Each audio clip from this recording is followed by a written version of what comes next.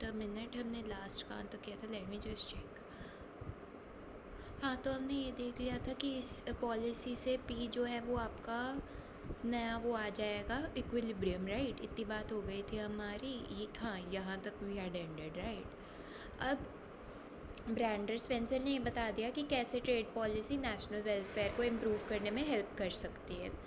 Eaten और Grossman ने आगे इस एनालिसिस को एक्सटेंड किया और उन्होंने कई सारे पोटेंशियल बिहेवियर देखे कि भाई ज़रूरी थोड़ी है कि ओलिगोपोलिस्टिक मार्केट पार्टिसिपेंट्स जैसे ब्रैंडर स्पेंसर ने कहा वैसे ही बिहेव करेंगे, और भी अलग अलग तरह के बिहेवियर हो सकते हैं।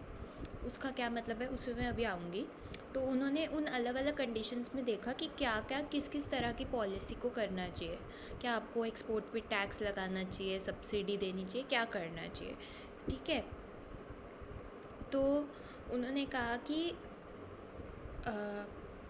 किस किस केस में एक तो ट्रेड इंटरवेंशन हेल्पफुल है, ठीक है, और प्लस किस तरह की ट्रेड इंटरवेंशन हेल्पफुल है। क्या एक वन साइज़ फिट्स ऑल है कि अच्छा सब जगह सब्सिडी देते जाओ काम बन जाएगा, ऐसा नहीं है, ठीक है। तो उन्होंने क्या किया, उन्होंने ऑल्टरनेटिव स्पेसिफिकेशंस पढ़ी हैं फर्म के डिसीजन मेकिंग प्रोसेस की, जिसका मतलब क्या है बेसिकली कि सी एक केस हमने ऊपर करा था जिसमें हमने कहा था जब नॉर्मल कूर्नो वाला जो केस होता है ना, उसमें आप क्या करते हो, अपना जो भी दूसरी फर्म है, कंपेटिटर फर्म है, उसका जो भी क्वांटिटी वो बना रही है उसको गिवन लेते हो एंड उसको गिवन लेके you maximize profit, right. But realistically सोचो, क्या ये रियलिस्टिक है कि दूसरी फर्म जो भी कर रही है उसको तुमने गिवन ले लिया, तुमने बस अपने प्रॉफिट मैक्सिमाइज़ करने वाली क्वांटिटी देख ली। तुम्हें क्या लगता है कि दूसरी फर्म जो है वो तुम्हारे जो तुमने अब क्वांटिटी डिसाइड किया उसके हिसाब से अपनी क्वांटिटी में कोई चेंजेस नहीं करेगी।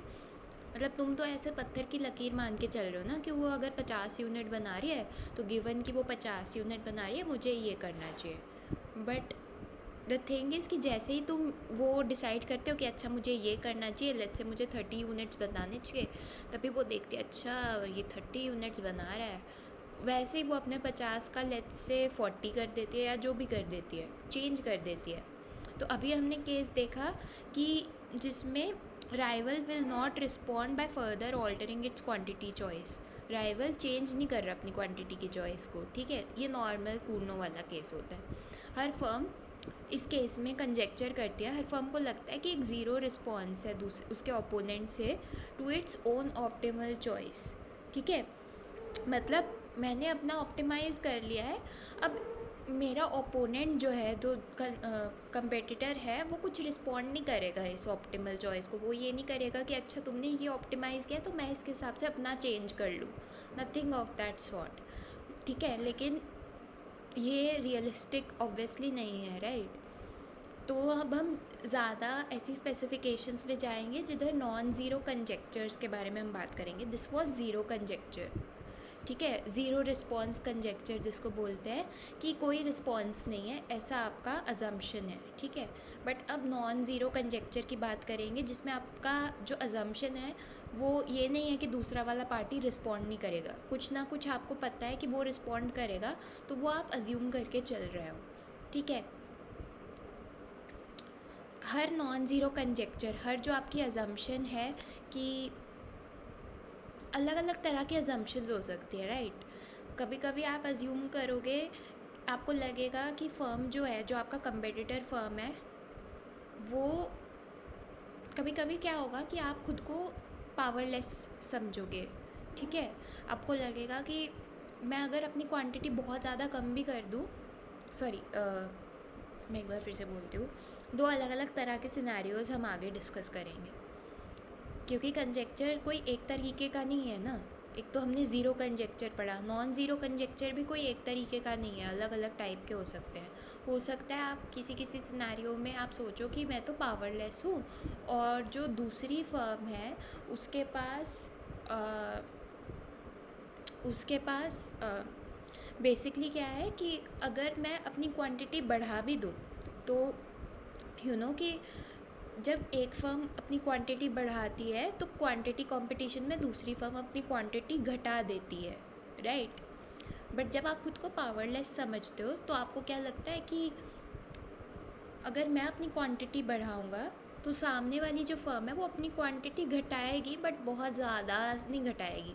मतलब इट्स लाइक मेरा कुछ बहुत ज़्यादा ऐसा नहीं कि मेरे में बहुत दम है, मैं क्वांटिटी बढ़ा दूंगा तो दूसरी फर्म ऐसे चुटकी में अपनी क्वांटिटी बहुत ज़्यादा घटा देगी। ऐसा कुछ नहीं है। आप समझते हो कि भाई मैं तो एकदम फुस्सूसा हूँ, मैं क्वांटिटी बढ़ा भी दूंगा तो भी दूसरी फर्म अगर क्वांटिटी घटाएगी तो भी ऐसा नहीं कि बहुत ज़्यादा घटा देगी कि अरे इसने देखो क्वांटिटी बढ़ा दी है। तो आप खुद को एकदम ही बेकार सा समझते हो, and that is not the reality, ठीक है? रियलिटी में जो फर्म है वो जितना आपने एक्सपेक्ट किया था उससे ज़्यादा क्वांटिटी घटा देती है इन रिस्पॉन्स टू आपका क्वांटिटी बढ़ाना, बट आप वो समझ नहीं रहे हो। तो एक तरह का कंजेक्चर ये होगा जो नॉन ज़ीरो कंजेक्चर होगा। दूसरा होगा कि आप ज़्यादा ही हवा में उड़ रहे हो, आपको लग रहा है कि अगर मैंने क्वांटिटी अपनी 1 यूनिट से बढ़ाई ना, दूसरी फर्म तो भाई 500 यूनिट से अपनी क्वांटिटी घटा देगी। ऐसे कुछ हवा में उड़ रहे हो आप, और एक्चुअल में उसने घटाई अपनी क्वांटिटी बट सिर्फ 2 यूनिट से, ठीक है? तो ये 2 मेनली नॉन ज़ीरो कंजेक्चर्स हैं जिनको हम डिस्कस करेंगे। हर नॉन ज़ीरो कंजेक्चर का एक डिफरेंट बेस्ट रिस्पॉन्स फंक्शन आता है। मतलब क्या है कि अभी तक हमने बात की थी कि अभी तक हम एक्चुअल बेस्ट रिस्पॉन्स फंक्शंस के बारे में ही बात कर रहे थे, बट अब हम बात करेंगे कि आपका हर कंजेक्चर तो ठीक है, आपने दिमाग में ख्याली पुलाव बना लिया, that is fine, but graph पे how are you going to show that ख्याली पुलाव? आप उसको बेसिकली, तो ग्राफ पे आप ऐसे शो करोगे ग्राफ पे क्या होगा, ग्राफ पे होगा चीज़ ये कि C2 आपको लग रहा है कि ये दूसरी फर्म का जो बेस्ट रिस्पॉन्स फंक्शन है ना, ये C2 है, ठीक है? आपके दिमाग में चल रहा है कि दूसरी फर्म का बेस्ट रिस्पॉन्स क्या है, C2। असल में वो नहीं है, असल वाला कुछ और है।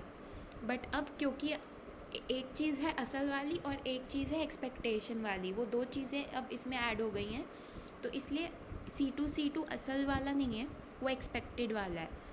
और जो आपका R स्टार है वो आई थिंक असल वाला है, दूसरी फर्म का बेस्ट रिस्पॉन्स फंक्शन, ठीक है? तो अभी हम बात कर लेंगे उसके आगे। तो उन्होंने वही कहा है कि जो आप अपना ख्याली पुलाव बनाओ जिस टाइप का, उस टाइप के हिसाब से एक बेस्ट रिस्पॉन्स कर्व आ जाएगा उसका, ठीक है? जिस टाइप का आप ख्याली पुलाव बनाओ वो ख्याली पुलाव ग्राफ में बेस्ट रिस्पॉन्स फंक्शन के तौर पे आपको दिखेगा। एक कंजेक्चर लाइन उसको बोलते हैं हम, ठीक है? Conjecture line is nothing but आपका ख्यालों वाला दूसरी फर्म का बेस्ट रिस्पॉन्स फंक्शन। अपना तो आपको पता ही है, उसमें तो कुछ कंजेक्चर नहीं है, बट दूसरे वाले का आपने जो दिमाग में बना रखा है that is shown by conjecture line, ठीक है? जो आप ख्याली पुलाव बनाओगे उसके कॉरेस्पॉन्डिंग में अलग अलग बेस्ट रिस्पॉन्स कर्व्स बन जाएंगे और उसके कॉरेस्पॉन्डिंग में फिर अलग अलग इक्विलिब्रियम आ सकते हैं, ठीक है? क्योंकि इक्विलिब्रियम क्या है, जब दोनों मिल जाते हैं बेस्ट रिस्पॉन्स फंक्शंस। तो अभी हम आगे डिस्कस करेंगे कि इक्विलिब्रियम एक्चुअली में कहाँ आ रहा है, वो एक बार देख लेंगे, ठीक है? तो फिगर 2 इन्होंने बताए हैं where we have reproduce the isoprofit, वही पुराने वाले आइसोप्रॉफिट दिखाए हैं curves. Suppose now that foreign firm is producing at Q2 star, home firm बना रही है Q2 पर, ठीक है? इधर आ जाओ, फॉरेन फर्म बना रही है Q2 स्टार पर, आप बना रहे हो Q2 पर, पॉइंट E2 पर आपका इक्विलिब्रियम आ रखा है, ठीक है? एक सेकेंड, ठीक है?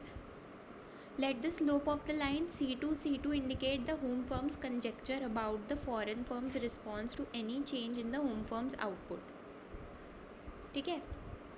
C2 की जो लाइन की जो स्लोप है, C2 लाइन हमने देखे अभी, दिस वाज, ये है C2, ठीक है? इस लाइन की जो स्लोप है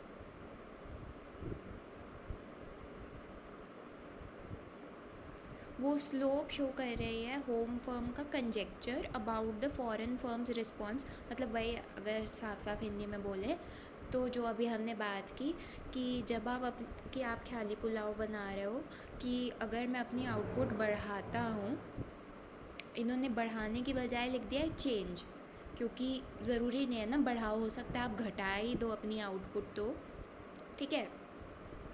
तो बेसिकली C2 की जो स्लोप है वो बताती है कि जब होम फर्म अपनी आउटपुट को चेंज करती है तो उसको फॉरेन फर्म कैसे रिस्पॉन्ड करती है, ठीक है। एंड एक्चुअल में कैसे रिस्पॉन्ड करती है वो नहीं, होम फर्म को क्या लगता है कि वो कैसे रिस्पॉन्ड करेगी, ये होम फर्म का ख्याली पुलाव है, ठीक है, जो C2 दिखा रही है होम फर्म। अब ये जो केस दिखाया है उसमें होम फर्म को लगता है कि अगर वो अपनी क्वांटिटी बढ़ाएगी, ठीक है, तो उससे सिर्फ एक छोटा सा फॉल आएगा in the output of the foreign firm, ठीक है। मतलब वही केस कि वो अपने आप को पावरलेस समझ रही है, मैं अपनी क्वांटिटी बढ़ा भी दूँ, दूसरी फर्म तो अपनी घटाएगी नहीं, बहुत ज़्यादा से घटाएगी बट बहुत कम घटाएगी, ठीक है। Starting at point E2, the home firm will expect any deviation of its output from Q2 to reduce its profits once the conjectured response of its rival is taken into account. Therefore, E2 on the ये बताती हूँ मैं सब, E2 lies on the home firm's best response curve. The entirety of this curve labeled R2 R2 is found by connecting all the points where home firm का isoprofit have slopes equal to that of line C2 C2. अब देखो R2 जो है वो firm जो हमारी home firm है उसका बेस्ट रिस्पॉन्स फंक्शन है, R स्टार जो है वो बाहर वाली फॉरेन फर्म का बेस्ट रिस्पॉन्स फंक्शन है, C2 ख्याली पुलाव है, ठीक है। अब पहले तो ये फिगर बन कैसे रही है ये समझते हैं। देखो नॉर्मल वही हमने अपने आइसोप्रॉफिट कर्व्स बनाए, राइट।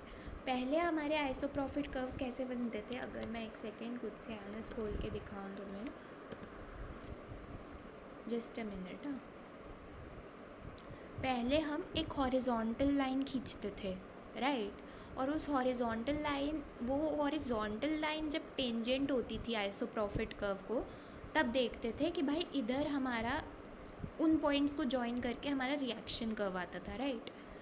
यहाँ पर क्या हो रहा है, वैसी सी चीज़ हो रही है, आप आइसोप्रॉफिट को टेंजेंट ही कर रहे हो, बस हॉरिजॉन्टल लाइन के टेंजेंट ना करके C2 के टेंजेंट कर रहे हो, ठीक है। यही इन्होंने बोला ना यहाँ पर, the entirety of this curve is found by connecting all the points जिधर होम फर्म का isoprofit loci have slopes equal to that of line C2 इसका मतलब मैं अभी बता रही हूँ। वो जो केस हम कर रहे थे, जो कूर्नो वाला केस था, उधर क्या हो रहा था, उधर हॉरिजॉन्टल था C2, ठीक है। उस केस में हॉरिजॉन्टल था, हॉरिजॉन्टल क्यों था, बहुत सिंपल सी बात है, हॉरिजॉन्टल इसलिए था क्योंकि आपका कंजेक्चर्ड बेस्ट रिस्पॉन्स फंक्शन जो है, ऐसा नहीं है कि कूर्नो में कोई कंजेक्चर्ड बेस्ट रिस्पॉन्स फंक्शन नहीं होता है, कूर्नो में कोई C2 नहीं होता है, बस वो दिखाया नहीं जाता है क्योंकि उसका उतना काम नहीं होता है कूर्नो में, ठीक है। बट यहाँ पर काम है तो यहाँ पर दिखाया जा रहा है, बट ऐसा नहीं है कि वहाँ पर ये C2 नहीं होता है, वहाँ पर भी ये C2 होता है, बस ये ऐसी स्लोप वाली लाइन ना होकर एक हॉरिजॉन्टल लाइन होती है। एंड वो क्यों होती है, वो इसलिए होती है क्योंकि हर फर्म को लगता है कि मैं कितनी भी क्वांटिटी अपनी चेंज कर लूँ, दूसरे वाली फर्म तो चू नहीं करेगी, वो कुछ नहीं चेंज करेगी अपना, दैट इज़ हमारी अजम्पशन, राइट। हॉरिजॉन्टल होने का क्या मतलब है, हॉरिजॉन्टल होना मीन्स कि अगर फर्म 1 जो है वो अपनी क्वांटिटी कितनी भी बढ़ा ले घटा ले, फर्म 2 तो इस पॉइंट से हिल ही नहीं रही है। ये कूर्नो वाला केस था। तो कूर्नो के केस में हम क्या करते हैं, बेसिकली जब हमें अपना रिएक्शन फंक्शन निकालना होता है तो हम आइसोप्रॉफिट कर्व्स लेते हैं और उनको टेंजेंट करते हैं to horizontal lines. Horizontal lines के टेंजेंट क्यों करते हैं, क्योंकि हमारे दिमाग में हमें लगता है कि दूसरी फर्म का बेस्ट रिस्पॉन्स फंक्शन ये है। अब ये हो सकता है अजीब लगे कि क्या हो रहा है, बहुत सिंपल है भाई।